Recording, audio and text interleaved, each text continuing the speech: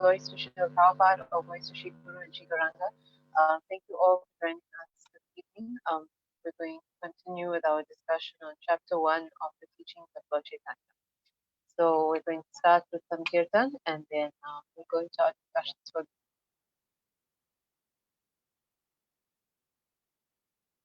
Nama O Vishnu Padaya Krishna Krishna Bhutale Srimati Bhakti Vedanta Swami Nami Nama Om Vishnupadaya Krishna Krishna Bhutale Srimati Bhakti Vedanta Swami Nami Namaste Saraswati Deve Gauravani Pracharini Nirvishesha Shunyavadi Satyare Sadarini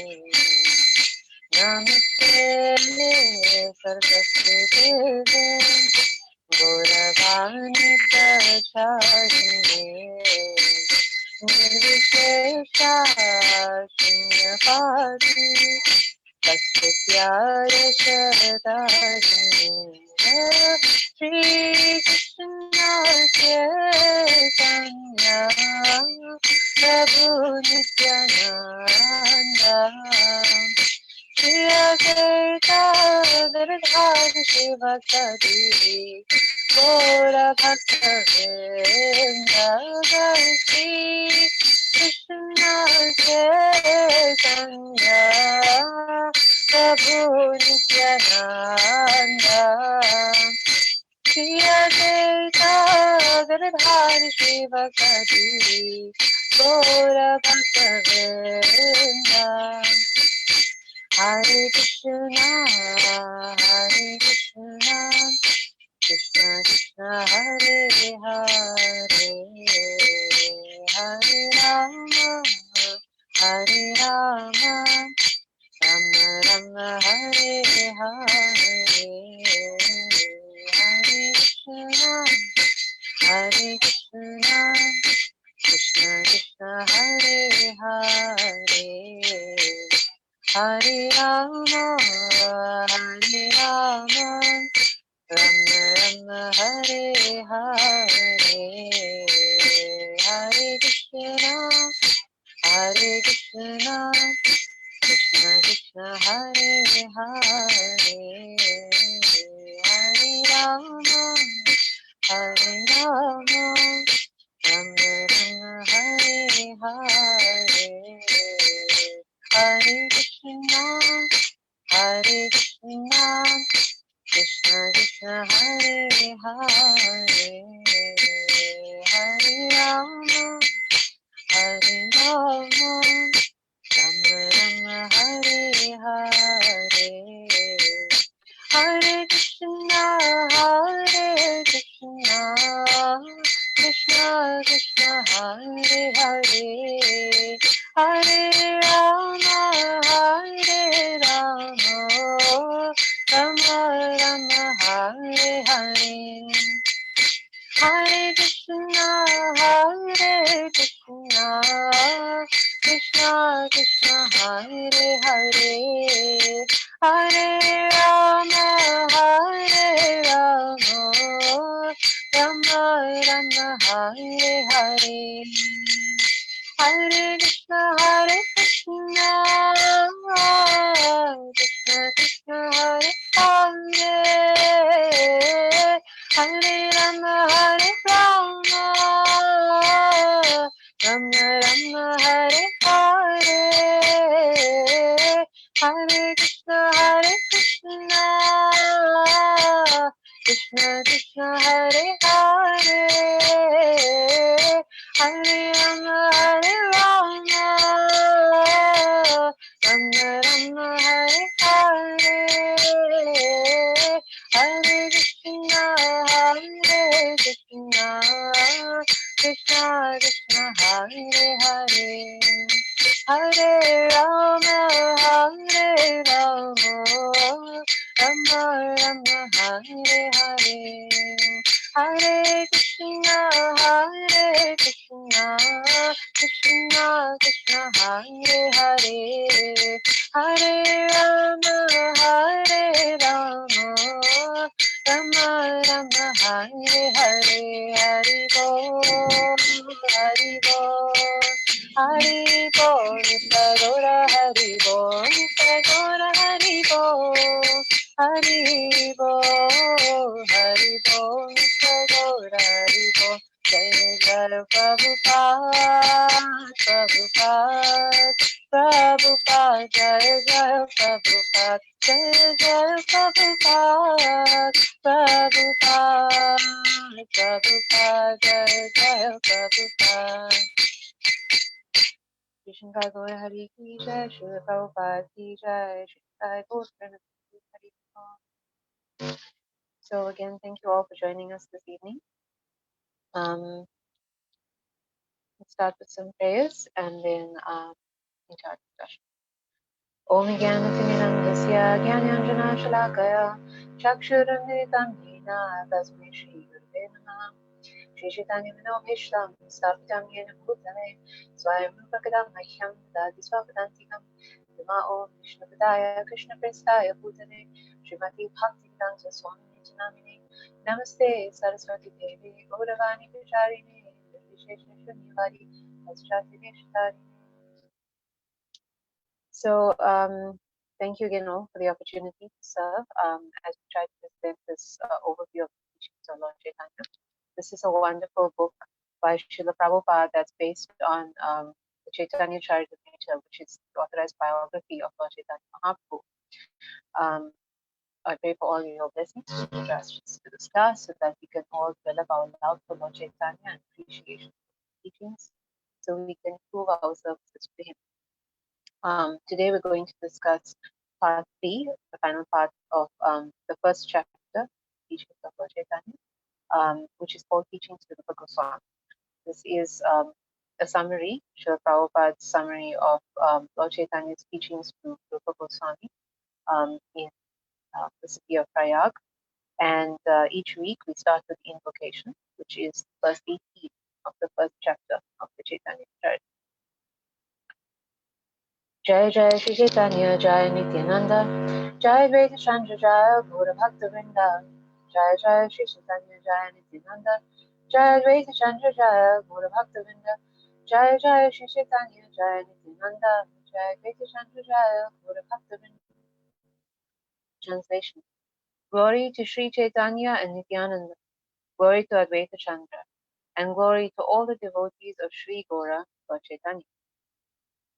So previously, Srila Prabhupada had given us the discussion of, had given us a summary of the discussion between Lord Chaitanya and Rupa Goswami that are obviously particularly about the science of devotional service. And they had begun with the important basic concepts. And now today we're going to go into the deeper aspects of devotional science. And there'll be a lot of terms that we'll be covering. So we'll try and go through it, although we're summarizing it, but we'll try and go through it as clearly as possible. And if there still any points to be clarified, you can always ask questions at the end. And on our WhatsApp group, we'll provide the definitions for a lot of the terms and processes so that it will be a little more clearer. So Srila Prabhupada says, there are 3 stages of devotional service. The first is the beginning stage of cultivation. The second is the realization of service. And the third, the supreme stage, is the attainment of love of God. So this is what Lord Chaitanya Mahaprabhu is telling Rupa Goswami. Srila Prabhupada is putting it in a way that people understand better. So this first beginning stage of cultivation is what we know as Sambandha.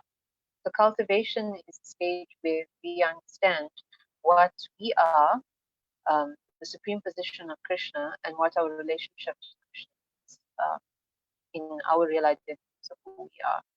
So this This understanding of who we are means that we realize that we are the spirit souls, that we're not the body, and that as spirit souls, we have a natural duty, and that duty is to serve. And because we're channeling that duty to serve in all kinds of artificial ways by serving people or objects in the material world, we're not achieving the satisfaction that the soul craves from serving Krishna. So when we understand that we are servants of Krishna and we act in that capacity, um, and we understand, of course, that Krishna is the Supreme Personality of Godhead, and we want to develop our relationship with Him. This is the stage of Sambandha, and this stage is under the guidance of the deity of Madan Mohan. So we had previously discussed when we had gone through Srila Prabhupada's introduction to the teachings of Lord Chaitanya, that Srila Krishna's Kaviraj Goswami, his Sri Chaitanya Charitamrita, had offered his respects to the three main deities of Vrindavan, who are in charge of these three stages of devotional service. So Lord Madan Mohan guides us in this first stage of Sambandha, when we're realizing this constitutional condition. Because it's not as easy as we think. Spiritual life is not like material life where we get this knowledge, okay, we're not the soul, Krishna is the supreme God, and we have to act as a servant. And then we're done. We just know this, and that's it. We also have to realize it. So what that means to realize it is we actually don't look at ourselves as the body anymore in the mirror in the morning. We don't look at anyone else as the body. We see all souls as equal. We see all people as servants of Krishna. And we see Krishna everywhere, being in the form of his transcendental energies in a spiritual sense, in the form of being the source of the material creation, and therefore being present in everything as the super soul. And that is a very high level. As much as we all can say that we do know that we are spirit souls, that we do know that Krishna is everywhere, is the supreme God, but we haven't realized it enough to say that we're on this position of really realizing this kind of knowledge. So this is why the stage of Sambandha actually takes us a long time. And in that period, we're rendering service to Krishna, but that service is not yet on the platform of being real devotional service. When we reach that stage of real devotional service is after we've actually realized this knowledge of Sambandha. So that second stage, once we've realized the knowledge of being spirit souls in service to Krishna, when we're really performing devotional service to Krishna, that stage is called Abhideya. That's the second stage. This is the stage that Srila Prabhupada calls the realization of service. And in this stage, the presiding deity is Govinda. And when we perfect this stage, then we reach the third stage, which is called Prayoja. And this Srila Prabhupada says gives the attainment of the love of God. So at this level of Prayojan, we're actually serving Krishna in Prema, in pure love. And in this stage, presiding deity is Gopinath. So Srila Prabhupada continues. There are 9 different methods of cultivating devotional service: hearing, chanting, remembering, etc. And all these processes are employed by the neophyte in the first stage. If one is engaged in chanting and hearing with devotion and faith, his material misgivings gradually become vanquished. As his faith in devotional service increases more and more, he becomes assured of a higher perfection of Krishna. In this way, one becomes firmly fixed in devotional service, increases his taste for it, becomes attached to it, and feels ecstasy, the preliminary stage of love of Godhead. Attainment of ecstasy is produced by executing this process of cultivating devotional service. When one continues the process of hearing and chanting, attachment to Krishna gradually thickens and at last is called love of Godhead. So now Srila Prabhupada is explaining 2 more processes. So far we've discussed the 3 stages of devotion: Sambandha, Abhideya, and Prayojan. But along with that, Srila Prabhupada is explaining the 9th process of devotional service and the steps of ascertaining Shraddha Prema. So how these all correlate is that we start with Sambandha, and then we're engaging in devotional service, although not pure because we haven't realized our constitutional condition yet, but we're still performing the mixed service, but service nonetheless, in one of these, or maybe all or some of these 9 processes. So the 9 processes are um, hearing about Krishna, chanting his holy names, remembering him, offering prayers to him, worshipping him, serving the Lord's lotus feet, serving the Lord as a servant, serving as a friend, and basically offering the Lord on praise love. So any or all of these processes are commenced in the stage of Sambandha. And as we progress, beginning then with faith, which is now how we tie up the stages from Shraddha to Prema, we start with faith and we continue with these processes, bhajana prayer, in the association of both Sangha. And as we clear all our offenses, anartha nivritti, this hearing and chanting in particular becomes clearer and purer. And then we actually reach the process at the stage of abhideya, because once we've cleared all our offenses at anartha nivritti, we're now able to realize that constitutional position and progress of sambandha to abhideya. So now when we go into nishta, which is our steadiness, and then ruchi, taste, we're actually really rendering devotional service to Krishna in abhideya, in the stage of our realized constitutional position. And our devotional service is getting purer. So again, all of these 9 processes can be carried out in any of the stages of devotional service, but the quality of these processes are now becoming purer and purer. So once we progress from avidya to prayojan, we're actually going from asakti, leaving behind all our material attachments, to bhava, which is preliminary love of God, and then to prema, which is the state of pure love of God. So this is when we actually realize full and act in our relationships with Krishna, of which we know there are 5. So in the stage of asakti, which is the stage where we leave behind all material attachments, we actually glimpse these 5 relationships. They become a little more established in the level of bhava, but they become fully established. They can actually act in relationships at the level of prema. So Srila Prabhupada then goes on to give us a little more detail on the stage of prema, because most of us just understand it, of course, as the highest level. But even in prema, there's actually a concentration of love of God. So it goes in stages to the highest level of prema itself, which Srila Prabhupada gives the example of sugarcane juice to us, that if sugarcane juice becomes more concentrated, then it becomes at sweetest when it's rock candy. So the sugarcane juice, which can be compared to prema, is already sweet. But when it becomes its most concentrated at the stage of rock candy, that's the highest concentration of sweetness. So at the highest level of prema, we have Srimati Radharani. This is what is her level, the highest level of prema possible. So Srila Prabhupada is actually guiding us to understand that this is the level that he actually wants us to reach, because it's only when we reach prema. Of course, we can't reach the level of Srimati Radharani, but at least to reach the preliminary level of prema, this is when we actually become fixed in devotional service and we won't fall to the material platform again. And this is a very important thing for us to understand. So in order for us to do this, we have to realize our relationships with Krishna at this level of prema. And to become fixed in these relationships is what is called Sai Bhava. So this Sai Bhava is when we've realized our relationship with Krishna and we're actually acting because we've attained prema. So the reason that it's so important to attain the Sai Bhava is that even up to the level of Bhava, one can still fall from devotional service. And the example that we have is of Maharaj Bharat, who had reached the stage of Bhava, but unfortunately developed attachment to a deer and then fell from his elevated level. So as beginners in spiritual life, we have to be so careful about avoiding this material attachment that could possibly cause us to fall. And we have to keep our eye on the goal, that we have to progress until we reach such a level of prema that by realizing our relationship with Krishna, we become fixed in that service, then there is almost no danger of us falling from it. Then Prabhupada continues. The exchange of devotional service is the subject and Krishna is the object. His transcendental qualities are the causes of excitement. This means that a devotee who becomes enamored by the transcendental qualities of Krishna becomes excited to serve.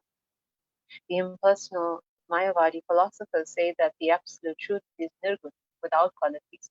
But the Vaishnava philosophers say that the absolute truth is described as nirgun because he has no material quality. This is not to say that he has no spiritual qualities. Indeed, the Lord's spiritual qualities are so great and so enchanting that even liberated persons become attracted to him. So Krishna is so full of transcendental attributes that all these five rasas that one can experience with are based on this attraction, and different devotees are attracted by different features. Krishna's form, its qualities are 64 in number, and it's only him in all of the creations, material and spiritual, who possesses all 64 of these qualities in full. Even his own expansions and incarnations can have up to 93% of these qualities, and everyone else, all other entities, will have varying degrees and varying amounts of qualities. And because of Krishna's extraordinary attractiveness, um, even Srila Prabhupada says liberated persons will become attracted. And liberated persons are obviously on the level of personal Brahman, and they don't get attracted to anything. But Krishna's qualities are so great, so wonderful, that they can attract even the minds of such unattached, liberated persons. And the example that scripture gives us is the four Kumars, who were actually impersonalists and became Krishna's pure devotees, being attracted after seeing. So these qualities of Krishna actually mean that he's sagun, with qualities. So how is it that he can be sagun, which is with qualities, but also be nirgun and without qualities? This is why Srila Prabhupada is explaining these concepts, that sagun means he's got spiritual qualities. All of Krishna's 64 qualities are completely spiritual. And nirgun means he has no material qualities. So Krishna is with spiritual qualities and without material qualities. But because the impersonalist believers generally will take any philosophy to try and justify that God has no form, they take the meaning of nirgun, without qualities, or without material qualities, to mean that God has no qualities at all, basically that he's formless. So the deeper understanding, the real understanding of this is that he has no material qualities. But his spiritual qualities are so sweet and attractive. This is what draws the devotees to him in Rasas. Srila Prabhupada continues. The higher stage of ecstasy is characterized by the following 13 transcendental activities. 1. Dancing. 2. Rolling on the floor. 3. Singing. 4. Clapping. 5. Stretching the body. 6. Thundering. 7. Yawning. 8. Breathing heavily. 9. Forgetting the social conventions. 10. Drooling. 11. Laughing. 12. Shaking the head. And 13. Hiccuping. All these symptoms are not awakened simultaneously. They appear according to the exchange of transcendental bellows. Sometimes one symptom is prominent, and at another time another is prominent. So Srila Prabhupada is then explaining that someone who's on the highest level of prema will at different times exhibit some of these characteristics in their body. And of course, when they have a spiritual form, these will be developed further. But even when one is in still in their material form, they could still, if they've attained prema, display these qualities.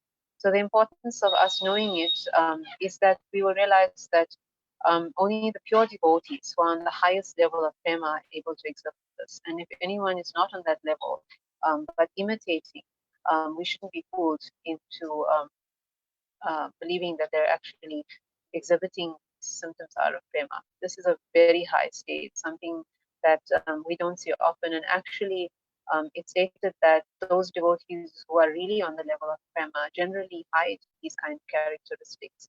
Like we know, the six Goswamis were always exhibiting their love for Krishna internally, but they were never showing it out and making a scene of themselves to get attention from others. Srila Prabhupada always says that the six Goswamis would not say that they have seen Krishna, even though they were eternally relishing their pastimes with Radha and Krishna. They would always be crying as if they couldn't see Krishna. And this is the example that we should follow. We should never think that we're so elevated on such a level that we see Krishna and thus make a show of these kind of symptoms. These are not for imitation at all. So then Srila Prabhupada goes on to give us a summary of the 5 rasas, and he explains them very nicely. So we'll go through his explanations. The initial stage is called Shanta Rati, Rati or Rasa, wherein one who is liberated from material contamination appreciates the greatness of the Supreme Personality of Godhead. One who attains the stage does not exactly engage in transcendental loving service of the Lord, but this is the neutral stage. The 4 Kumaras, Sanaka, Sanandana, Sanakumar, and Sanatana examples. One who can fix his mind on Krishna without deviation attains Shantarasa, the steadfast position in Krishna consciousness. So the quality that's important in Santarasa is the steadfastness. One in Shantarasa exhibits 2 main qualities: unflinching faith in Krishna and the cessation of all material desires.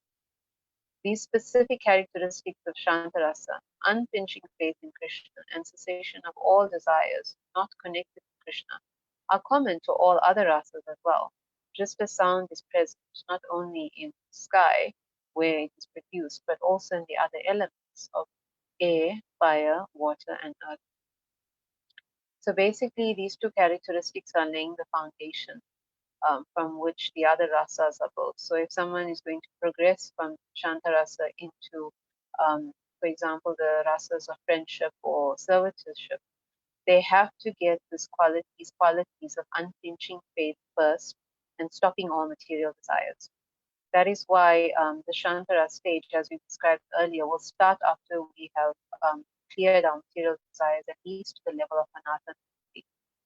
When we are able to further become free of material attachments at Asakti, then we can actually progress to the higher levels of the rasas, like Vatsalya Ras and Madhurya Rasa, where one is completely free of all kinds of material attachments and is developing the love to the highest level. But at least after Shantarasa is where we can try and attain with fixing our mind on Krishna, then develop our love for Krishna from there. So definitely one needs to have this unflinching faith and not have any material desires. Then Sri Prabhupada goes on to explain the next stage, which is servitorship, Dasya Rati. In the second stage, which is called Dasya Rati, a person appreciates his position as being everlastingly subordinate to the Supreme Lord, and he understands that he is eternally dependent on the causeless mercy of the Supreme Person. At this stage, the living entity wants to serve the Supreme Lord instead of serving Maya, illusion. Raktaka, Chitraka, and Patraka in Gokul and Dwaraka in Dwarka are examples of Krishna's servants, and in the Vaikuntha planets there are Hanuman and others. On the platform of Dasya Rasa, one exhibits the greatest quantity of awe and veneration for the Supreme Lord. It should be noted here that on the platform of Shantarasa, there is no spiritual activity, but on the platform of Dasya Rasa, service begins. Thus, in Dasya Rasa, the quality of Shantarasa is exhibited, and in addition, there is consciousness of the transcendental taste of self. So, this is a progression now.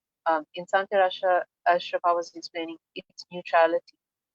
One hasn't actually started devotional service to Krishna, relating to Krishna as a person. So later on, we'll discuss why this is so. But for now, Shri Prabhupada is explaining that what characterizes this progression of a neutral state is that we realize Krishna is a person, and then we realize that he's the Supreme Lord, the Supreme Person, and we start exhibiting awe and reverence for him. That's what characterizes servitorship. So we have the unflinching faith and the cessation of material desires from Shantarasa, and then we layer on top of that the sense of awe and veneration, where we start serving Krishna. So it's interesting that the servitorship is generally the relationship that all religions will accept that we have with God. Most people, and all religions basically say that we are servants of God. But now we go on to the other relationships that we can have with Krishna, which generally sets Krishna consciousness apart. This is the speciality that Lord Chaitanya is teaching us, that we can actually serve Krishna in more deeper and closer ways as his friends as his parents and as his lovers. The third stage in the development of transcendental love is called Sakyara. In this stage, one associates with the Supreme as a friend on an equal level with love and respect. As this stage is further developed, there is joking and such relaxed exchanges as laughing. Sri Ram in Vrindavan and Bhima and Arjuna in Dwarka are examples. In Sakyara's fraternity, the transcendental qualities of Shantarasa and Dasirasa are certainly present, but beyond these there is another quality, confidential attachment, which is pure transcendental love. This confidential attachment of the Supreme Personality is technically known as Vishramba. On the platform of Vishramba, there is no sense of awe or veneration towards the Supreme Personality of Godhead. Thus, in the transcendental fraternal relationship of Sakyaras, there are three transcendental characteristics: the sense of greatness, the sense of service, and the sense of intimacy without awe or veneration. So, Srila Prabhupada is summarizing for us the progression now into Sakyarasa. And here, the devotee is able to overcome that sense of awe and veneration, Dasyaras, so that they can associate with Krishna in a much more closer and much more personal way. In the fourth stage, called Vatsalya Rati, the fraternal affection of the preceding stage develops into parental affection. At this time, the living entity acts as the parent of God. Instead of worshipping the Lord, the living entity, as a parent of the Supreme Person, becomes an object of worship for him. Such a devotee can embrace the Supreme Lord and even kiss his head. Parents of Krishna, as well as uncles and elderly gopis, are examples. So, in addition to the three qualities already mentioned, there is a sense that the Supreme Lord is dependent on the mercy of the devotee. As a parent of the Supreme Personality of Godhead, the devotee sometimes chastises the Lord and considers himself the Lord's maintainer. This transcendental sense of being the maintainer of the Supreme Maintainer is very pleasing to both the devotee and God. So this is a very special stage because generally everyone feels themselves at the mercy of Krishna. But from this point onwards, the devotee is actually feeling that Krishna is at their mercy, and not in an abusive way, but in a way of sweetness and love. And the Lord is enjoying this, and so is the devotee. The devotee is getting that unique opportunity to take care of Krishna and to raise him, actually. And this is, of course, very unique feature of devotional service. In the first stage, called Madhura Rasa, there is a transcendental exchange of conjugal love between the lover and the beloved. It is at this stage that Krishna and the damsels of Raja glance lovingly at one another, for on this platform there is an exchange of glances, movements of the eyebrows, pleasant words, attractive smiles, etc. Sri Radha and the gopis, the queens of Dwarka and goddesses of fortune are examples. So this is the highest stage of love for Krishna, where all of the preceding qualities that we described are present. The unflinching faith, the lack of material attachments, sense of awe and veneration, of course, isn't present here, but that sense of wanting to serve Krishna from conservatorship, and then the confidentiality of Sakya Rasa, and that sense of Krishna being at the mercy of his devotee, as we have in Vatsalya Rasa. And the love, though, in this Madhura Rasa is so deep that Krishna tells the gopis, he who controls and possesses everything in creation actually has nothing to give them in exchange. That is how high their love for him is. Then Srila Prabhupada goes on. Besides these 5 primary rasas, there are 7 secondary rasas, which consist of laughing, wonder, chivalry, pity, anger, ghastliness, and devastation. For example, Bhima related to Krishna as a warrior in the chivalrous rasa. Hiranyakashipu, however, experienced an exchange of the ghastly and devastating rasa. The 5 primary rasas constantly remain in the heart of the pure devotee, and the 7 secondary rasas sometimes appear and disappear to enrich the flavors and tastes of the primary ones. After enriching the primary rasas, they disappear. So what this means is that these 5 primary rasas are the main relationships that one can have with Krishna. But in order to enhance these relationships, in order for the devotee to experience a heightened sense of loving Krishna and to increase Krishna's pleasure, these 7 other symptoms or feelings can come into these 5 primary rasas to enhance it. So the example that Srila Prabhupada gives is Bhishma Dev. Bhishma Dev was in the Dasya ras. He was always Krishna's servitor. But he got a chance to serve Krishna in a unique way by fighting with Krishna on the battle of Kurukshetra. And this fighting was very pleasing to Krishna because Krishna also has that sensation of wanting to fight with someone, but he wouldn't just fight with anybody. He fights with his pure devotee.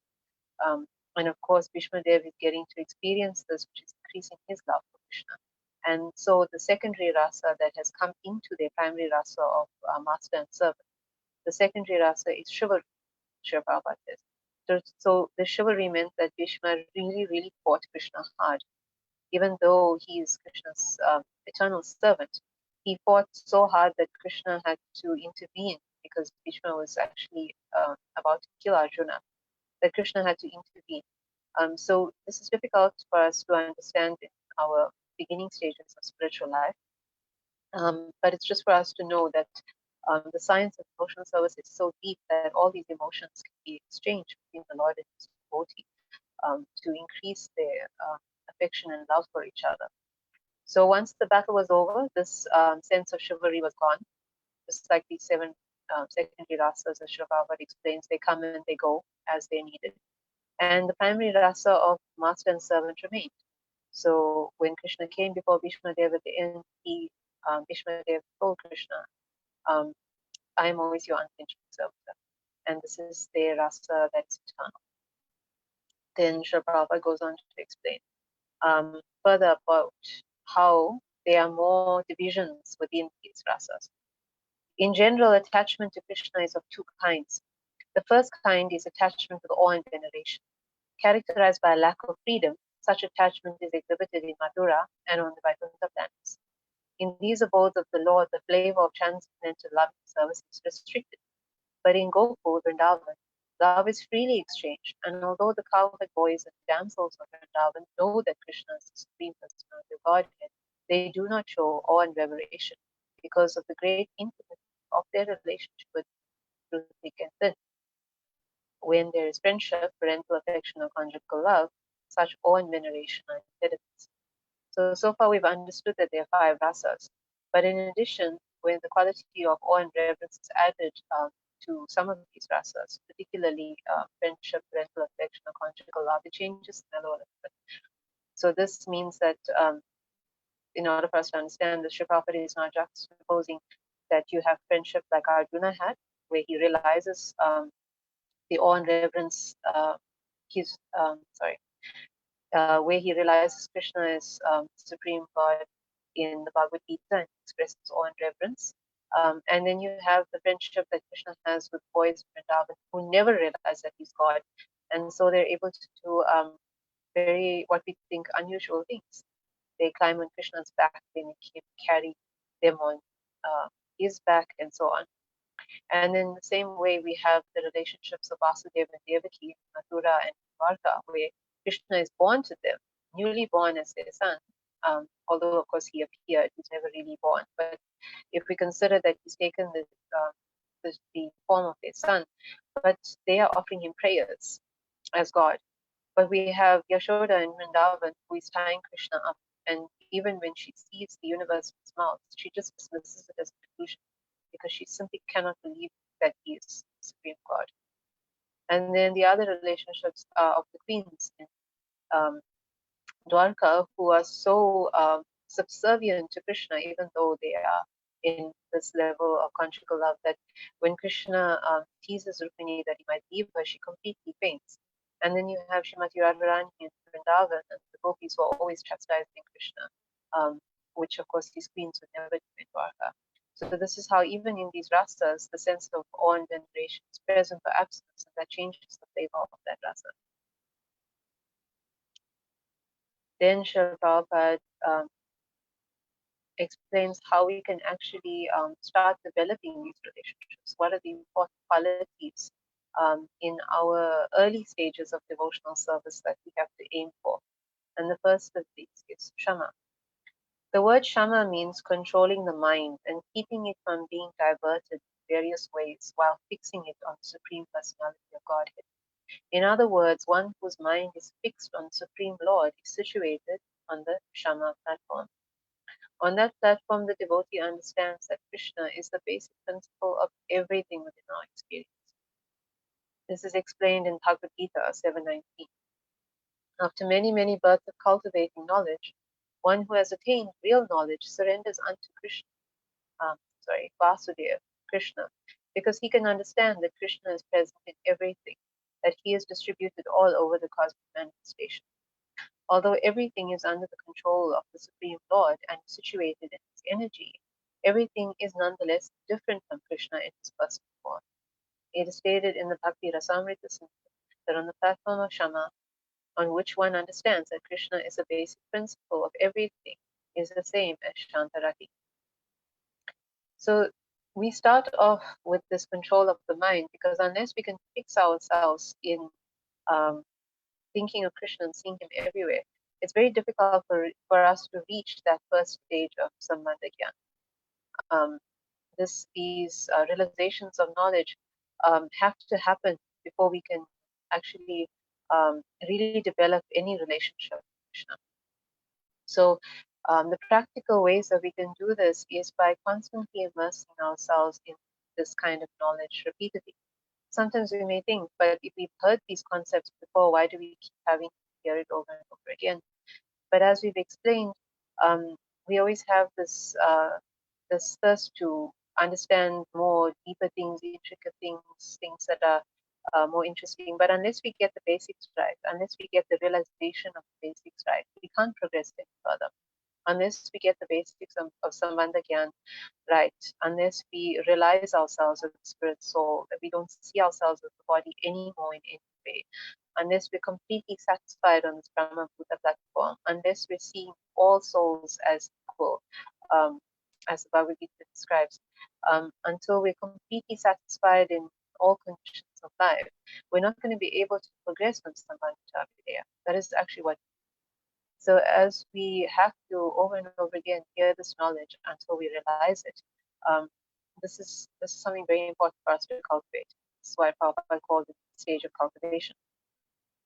So the way we can do that is by, as we said, constantly hearing, constantly reading, contemplating on these topics so that we can understand, asking questions, having good relationships with very senior devotees who have a lot of scriptural knowledge who can answer our questions and explain these concepts, take us further into realizing more, and of course, improving the quality of our chanting, the quality of our services.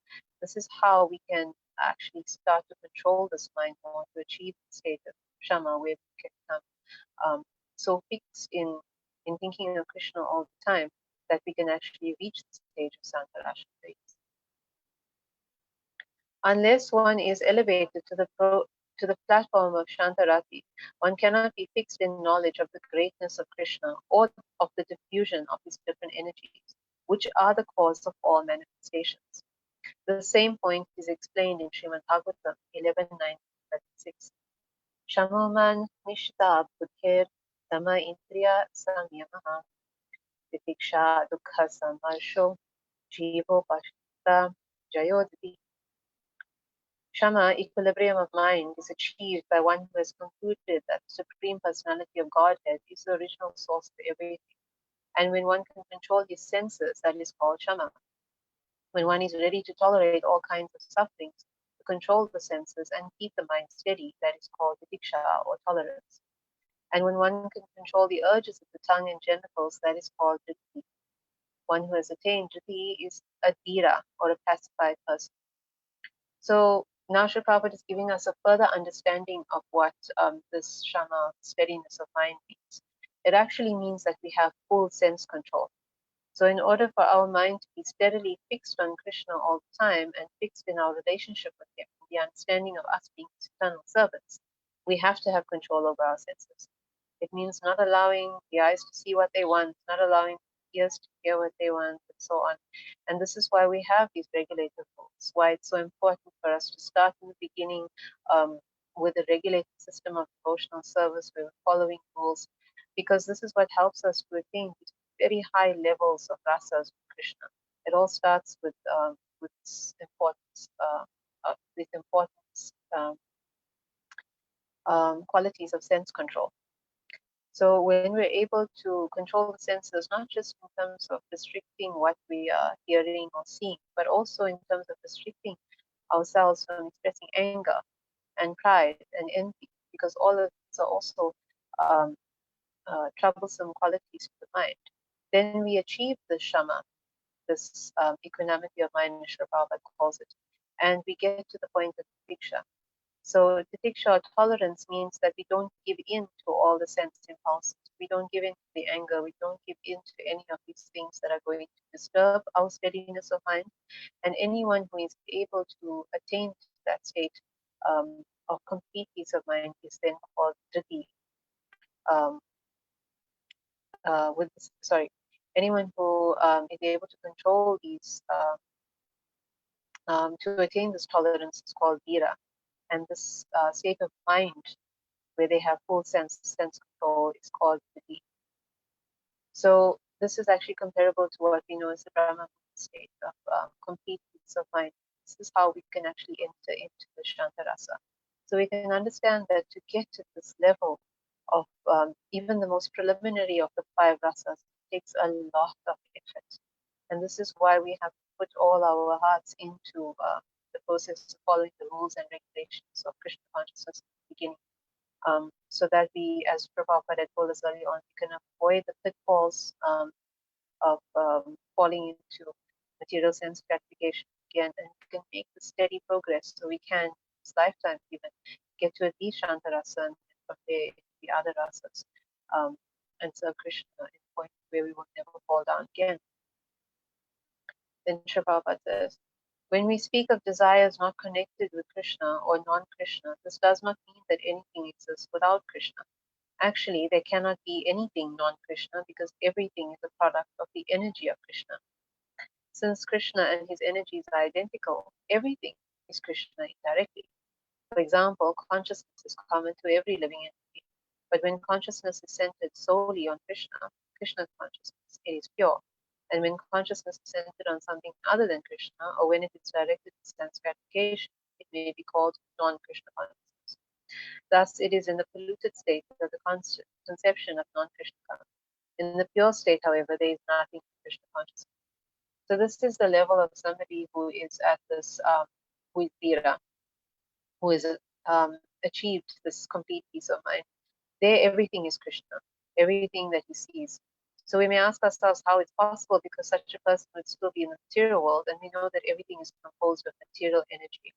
However, there is no difference between the material and spiritual energy. It just depends on how it's employed. For somebody who's Vira, who has achieved this complete peace of mind, they are able to employ everything in the service of Krishna. And so actually all energy is spiritual in that way, even if it seems to be composed of matter. So it's actually our consciousness that decides whether something is spiritual or material. And therefore, Srila Prabhupada says it's possible to consider everything Krishna, although we know that in an indirect way, because all these energies come from Krishna, they're not directly Krishna in the Mayavadi sense. So in this indirect way of seeing Krishna everywhere, this person who is Dhira is able to have full Krishna consciousness.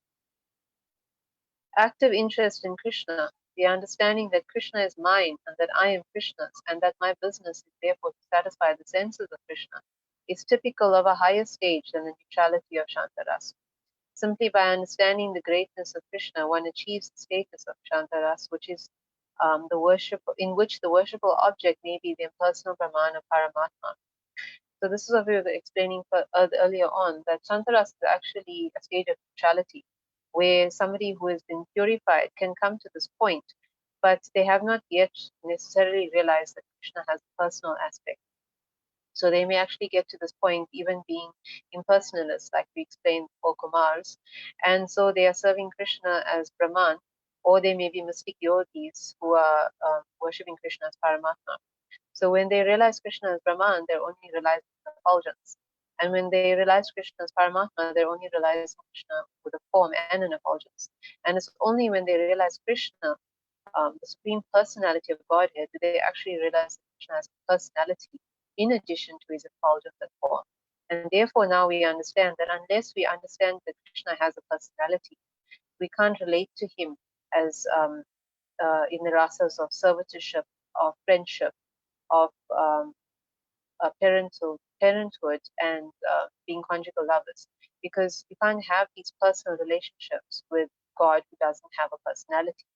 So someone who is serving Krishna as Ramana Paramatma can at most get to the Shantaras, this neutrality, because they don't realize that Krishna has a personality.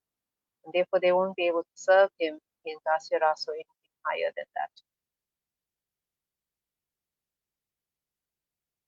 The Lord instructed Srila Rupa Goswami to write the transcendental literature named Bhakti Rasamrita Sindhu, the science of devotional service, and indicate therein the substance of the 5 transcendental relationships with the Lord: Shanta, Dasya, Sakya, Vatsalya, and Madhura Rasa. It is explained in that great literature how the transcendental relationship of Shanta Rasa, taking the shape of unflinching faith in Krishna, is further developed into Dasya Rasa, with the spirit of service, then to Sakya Rasa, or undeterred fraternity, and further to the transcendental platform of parental love, wherein one feels himself to be maintaining the Lord. All these transcendental relationships culminate on the highest platform, conjugal love, Madhura Rasa, wherein they all exist simultaneously. So this is how this wonderful literature of Bhakti Rasamrita came to us. Lord Chaitanya's teachings to Rupa Goswami summarize the entire science of devotional service, and so we have all these kinds of wonderful explanations that were not present before, so that we can actually increase our desire to serve Krishna in his rasas. Of course, we have to remember that devotional service starts with sadhana bhakti, of following the rules sincerely to develop the right qualities, so we can get to the level of these rasas, and that is explained all in Bhakti Rasamrita. So thank you all so much for your kind attention. We're going to continue with chapter 2 next. Shri Shantai Gaura Hari Jai, Srila Prabhupada Ki Jai. Are there any questions?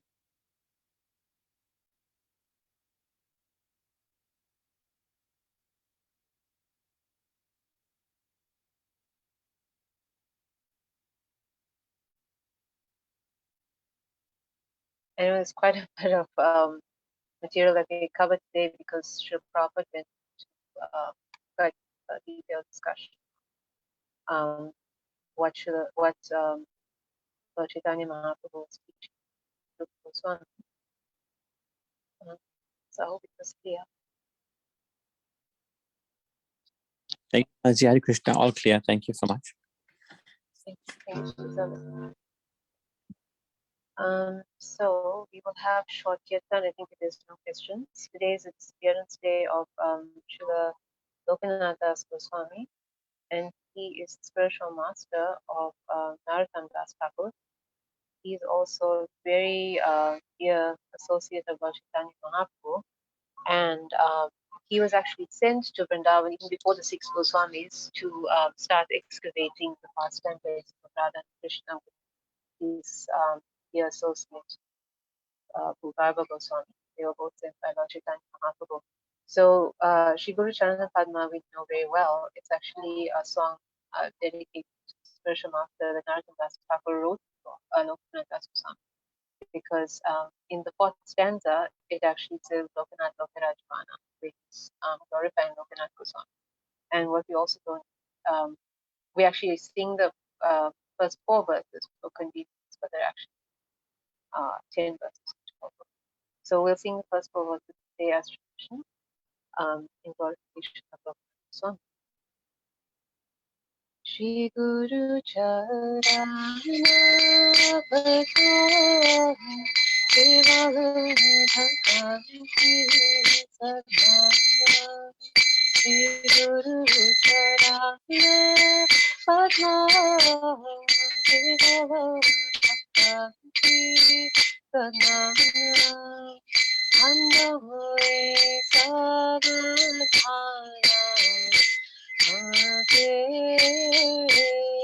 Sandamuri Savadhana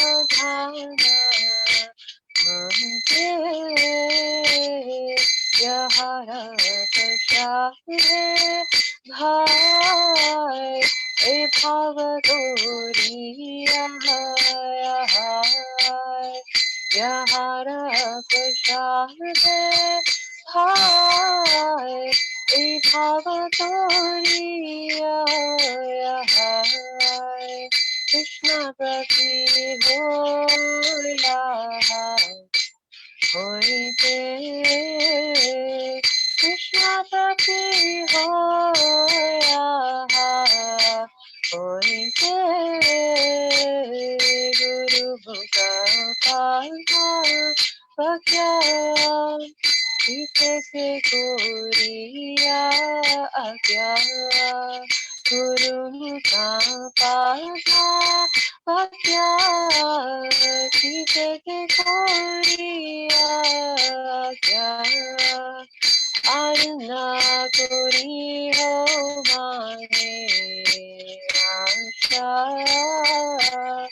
Aruna Guri Ho Mane Asha Shri Guru Charane Rati Aise Uttama Gati Shri Guru Charane Rati Aise Uttama Gati Ye Kashade Pure Sarva Asha Kipashade Pure Sarva Asha Jakudan Diloye Jani Jani Jahuse Jakudan Diloye Jani Jani Jahuse Vidya Jani De Bhaktishito Vidya Jani De Bhaktishito Prema Bhaktiya Hoite Avidya Vinashayate Prema Bhaktiya Hoite Avidya Vinashayate Vedagaya Haracharito Vedagaya Haracharito Shri Guru Karuna Sindhu Adhamma Chandara Bandhu Shri Guru Karuna Sindhu Adhamma Chandara Bandhu Rukna Dukira Jivana Rukna Dukira Jivana Ha ha Prabhu Kora Doya Deho More Pada Chaya Prabhu Kora Doya Deho More Pada Chaya Evaya Vishukri Bhuvana Evaya Vishukri Bhuvana Evaya Vishukri Bhuvana Jaya Shri Bhuvana Jaya Prabhupada Jaya Prabhupada Prabhupada Jaya Prabhupada Jaya Prabhupada Jaya Prabhupada Prabhupada Jaya Prabhupada Jaya Jaya Gurudev Gurudev Gurudev Jaya Gurudev Jaya Jaya Gurudev Gurudev Gurudev Jaya Jaya Gurudev Srila Prabhupada ki jai Shishtai Govind ki jai Srila Goswami ki jai. We'll read the first 4 verses. The lotus feet of our spiritual master are the only way by which we can attain pure devotional service. I bow to his lotus feet with great awe and reverence. By his grace, one can cross the ocean of material suffering and obtain the mercy of Krishna. My only wish is to have my consciousness purified by the words emanating from his lotus mouth. Attachment to his lotus feet is the perfection that fulfills all desire. He opens my darkened eyes and fills my heart with transcendental knowledge. He is my Lord, birth after birth. From him ecstatic prema emanates. By him ignorance is destroyed. The Vedic scriptures sing of his character. Our spiritual master is the ocean of mercy, the friend of the poor, and the Lord and master of the devotees. O Lokanath Goswami, O Master, be merciful unto me. Give me the shade of your lotus feet. Your fame is spread all over the free world.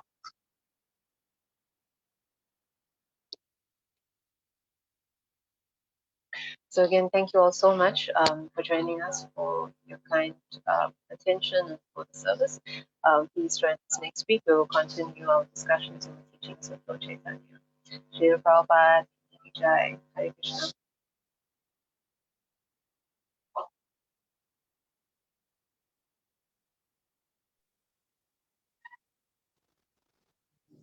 Thank you, Mataji. Hare Krishna. Hare Krishna. Thank you.